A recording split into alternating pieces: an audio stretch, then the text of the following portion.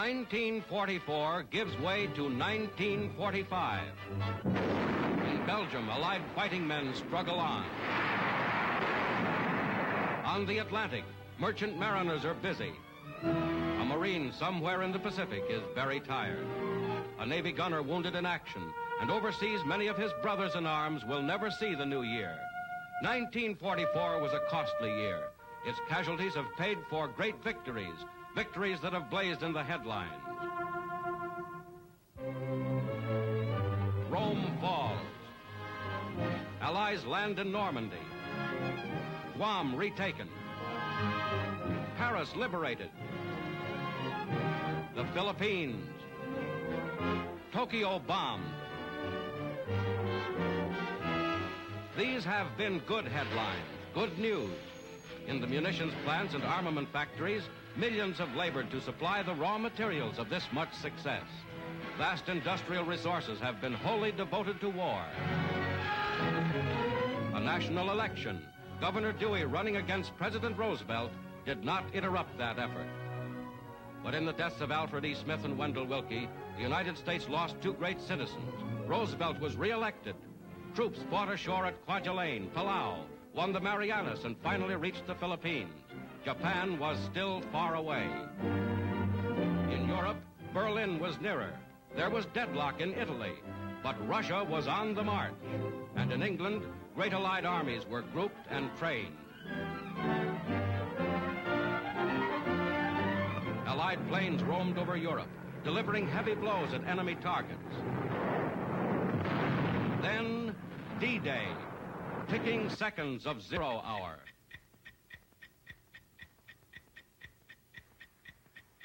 Fire! Rocket barges, paratroopers, months of secret preparation put into explosive action.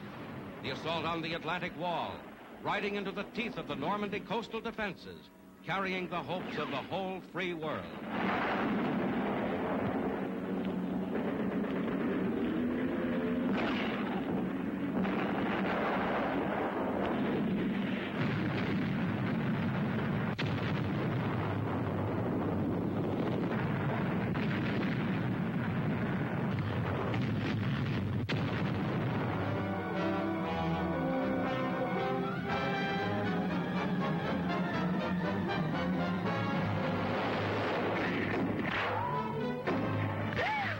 This was the enemy. So too were these, hundreds of thousands killed and captured. This was Normandy. Long weeks, then the breakthrough. Patriots rose. Suddenly, Paris.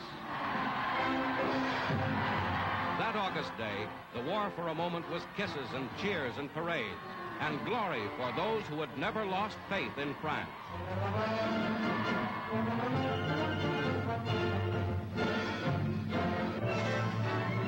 That same day, only a few miles from Paris, one young soldier knew mud, one knew blood, one knew sudden death. Then September, Brussels liberated, the first sight of the Siegfried Line, a battle for German soil in which mighty new enemy blows and smash. And the Russians, striking into Poland and the Balkans, made 1944 a year of swift advances, unleashing violent power.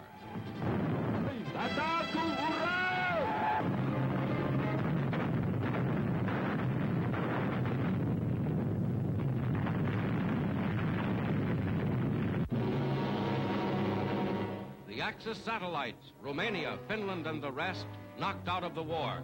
Some said Hitler was dead, in exile, insane. But the German enemy, with fierce new leaders like Himmler, had not cracked. Victory, the worldwide rebirth of liberty, was not yet won in Europe. In the Pacific, as 1944 drew to a close, American superfortresses began the systematic bombing of Japan. President Osmena and General MacArthur returned to the Philippines.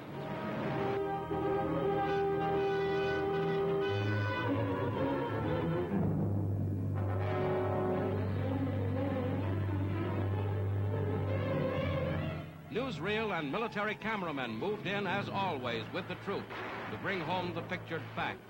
The hell of jungle warfare, the dawn of landing day on some coral beach.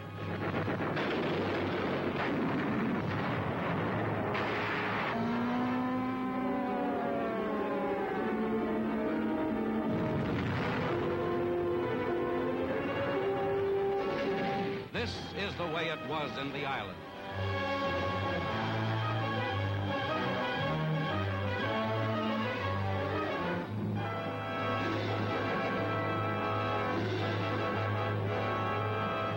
China fought back against great Japanese drive.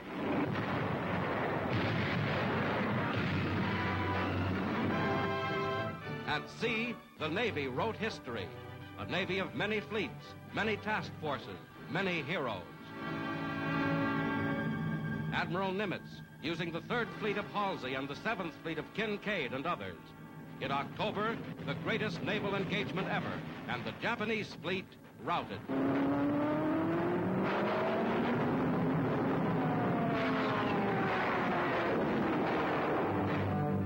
Quebec, international leaders strove to resolve the problems of the war and the peace.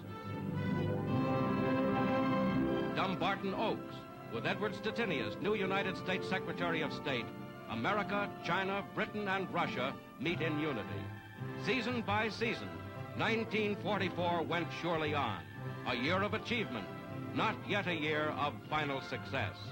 The very last day of that year, the dawn of a new one. For some, it meant all night on the job, putting rivets in warplanes. For others, a day to dig one more foxhole. For someone else, it meant still trying to fix something broken 2 years ago in Tunisia.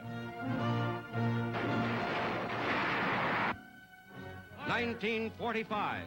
Before these guns are stilled against the Nazi, his furious counterattacks must be blasted, the German borders squeezed ever smaller. 1945.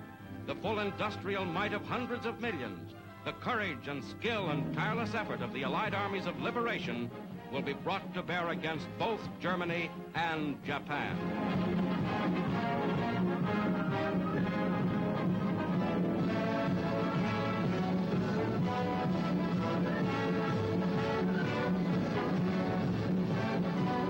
This, for Allied fighting men, will be a new and shining year.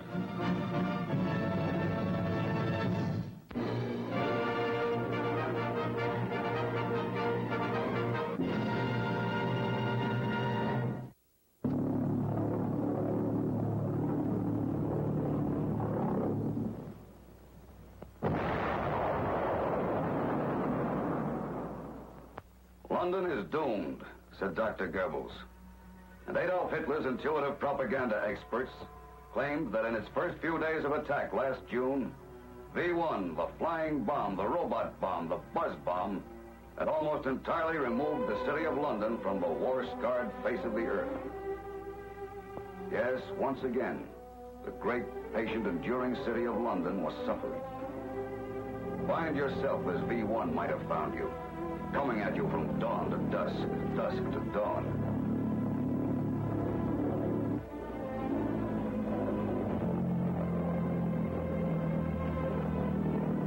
You're a passenger on a crosstown bus. This is the end of your last ride. You're a kid in school. This is your lesson for today. You're an airman on leave, and this is your welcome mat. You're a diner in a restaurant. This is where you have your last bite. You're a patient in a hospital. This is your final treatment. You're a worshiper in church. This is where you kneeled and never got up again. Yes, London was suffering under V1. Suffering, but alive. 23,000 buildings utterly destroyed. 1 million damaged. Over 5,000 lives lost. Over 16,000 broken.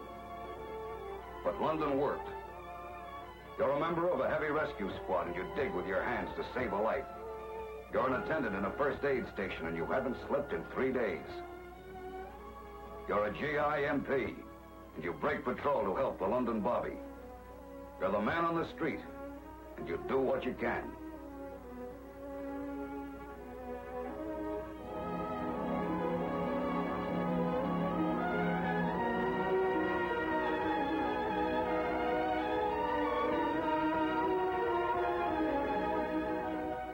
London suffered, but London worked and London fought.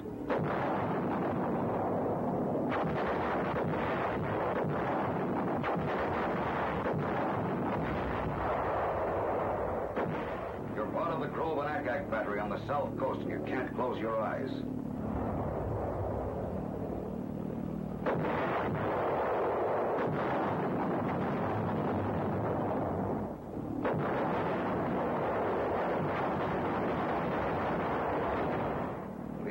Of the V-1, you bring down countless bombs with Ack.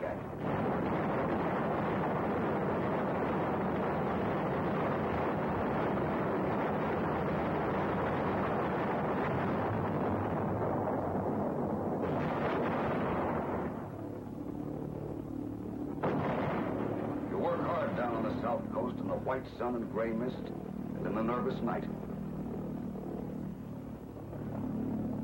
You're a member of a barrage balloon unit. In the 80 days, you bring down nearly 300 with only steel cables stretched in the sky. You're a pilot of a Tempest or Mustang or new type Spitfire sweeping through space. And you bring down nearly 2,000 pilotless bombs in the 80 days.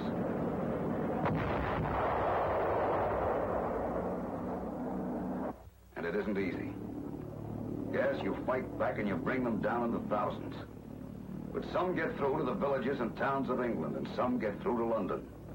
Their numbers are also in the thousands.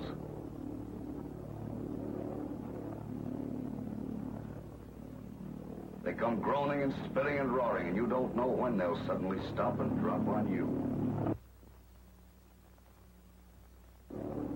You're a farm laborer.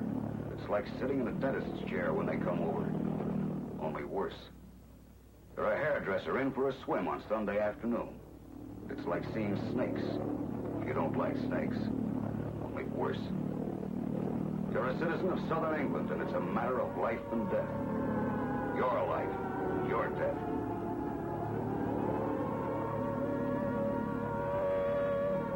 You're a roof spotter, or any kind of spotter. All you can do is watch out for them and pray. The Germans had hoped to win a compromise peace out of the bombardment of London. They had hoped that the new trial of the battered capital would finally break the will of the English people. They broke British homes, churches, schools, bodies. But the will to fight grew stronger than ever.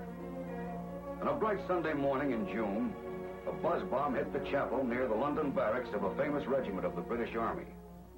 In that chapel were wives and children of the men who were fighting that morning outside Caen. After that, those men fought with merciless ferocity. The Germans in Normandy paid for the blind savagery of their masters. The British have not been the only ones to suffer under the new weapons in the Nazi arsenal. Americans were killed by the side of their allies. American WACs, serving in London, died on this new random battlefield. Later on the continent, the Germans gave us a preview of the wars of the future by assailing us in Luxembourg and Belgium with the sputtering robot bomb. Imagine the wars of the future. Look at this wreckage and see New York in the next war. Washington, San Francisco, Milwaukee, Dallas. Imagine the far-reaching weapons of 1960, 1970. Continents would war against continents across great oceans. Buttons would be pressed, cities would crumble half a world away. It would be a war of wizards.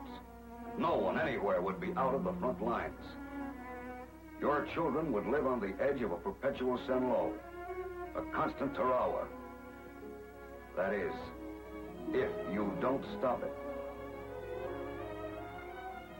You have bled for the people of London, and they have bled for you. That goes for the people of Stalingrad, the people of Manila, the people of Athens, Paris, and Chongqing.